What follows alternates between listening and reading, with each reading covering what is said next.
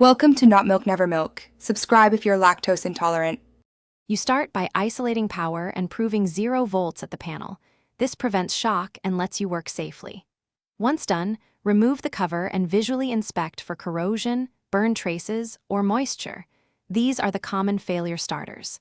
Next, test incoming supply at the terminal block with a meter and note phases and voltages. Make sure to label wires before disconnecting anything. That prevents miswiring during reassembly and saves troubleshooting time later. You now isolate and test the control elements one by one so you know exactly which part failed. First, remove and bench test fuses and the contactor coil. Replace any non-conductive fuse and note coil resistance. Then, actuate relays and float or level sensors while measuring control voltages to confirm signal flow.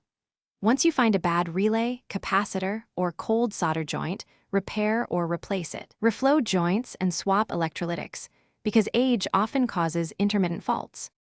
You reassemble with care.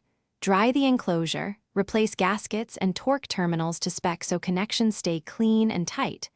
Once closed, remove lockout and restore power while standing clear. Perform a controlled dry run cycle and watch for correct starts, run current, and proper overload response. If symptoms remain, make one focused change at a time. Swap a suspected module or record voltages under load, because systematic isolation is the fastest path to a permanent fix.